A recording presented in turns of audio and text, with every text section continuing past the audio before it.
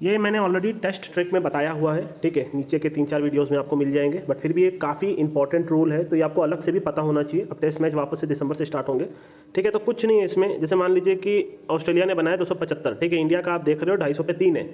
अब यहाँ विकेट 100 में से मैं बोल रहा हूँ कम से कम 95 बार विकेट गिरेगा, ठीक है। जैसे ही वो स्कोर आपस में मिलने लगेगा 253, 255 क्लोज जाता चला जाएगा। अगर नहीं जा रहा है तो हाई प्रोबेबिलिटी है विकेट गिरने की।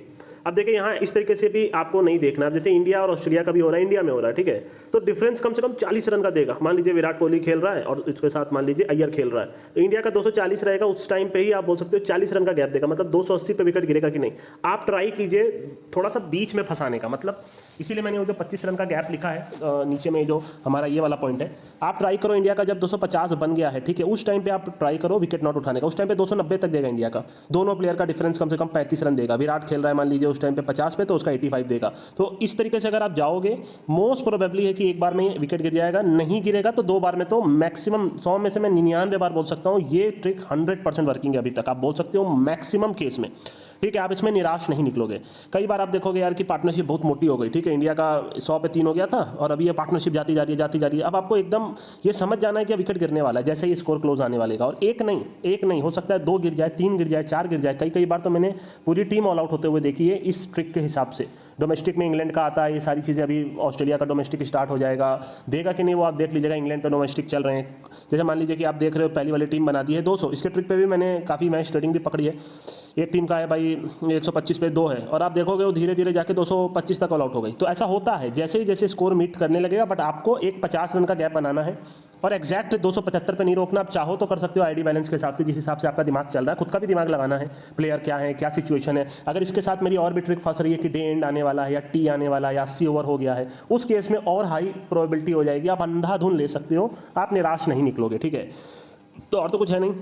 इस केस में आप लंबी नॉट भी ले सकते हो। मान लीजिए इंडिया का उस टाइम पे 250 पे आपका 6 विकेट है, तो लंबी भी देने लग जाएगी। पहले तो लंबी पहले ही देता था, अब उस टाइम पे आप लंबी भी नोट कर सकते हो। बहुत सारे ट्रिक हैं जो वर्किंग है इसमें, ठीक है। और यही चीज़ आप सेकंड इनिंग में भी कर सकते हो। सेकंड इनिंग का मतलब मैं आपको बता देता हूँ, पहले ही वीडियो बनाया है तो ज़्यादा डिटेल में नहीं बनाऊंगा। मान लीजिए इंडिया ऑल आउट हो गई 300 रन 350 पे, ठीक है। अब ऑस्ट्रेलिया को 75 रन और बनाने हैं, तब वो जाकर के उसके बाद लीड चढ़ा पाएगी। ऑस्ट्रेलिया का मान लीजिए 50 पे 1 है, तो अब वो 75 तक जब पहुंचेगी तो एक और विकेट गिरने की हाई प्रोबेबिलिटी है। अभी जाके इंडिया ऑस्ट्रेलिया का जो मैच हुआ था उसमें जाके आप देखिएगा, जब लगभग 108 रन कुछ चाहिए था उसको, उसके बाद लीड चलानी थी, उसी टाइम पे विकेट गिरा, और उस टाइम पे 1 नहीं 2 विकेट गिर सकते हैं। टेस्ट में इतने सारे मेरे ट्रिक्स वर्किंग है जिसका कोई हिसाब नहीं है। 100 नॉट, ये सारी चीज़ अगर आप मिला करके टेस्ट में पैसे बनाने बैठोगे, अंधाधुन पैसे बना लोगे।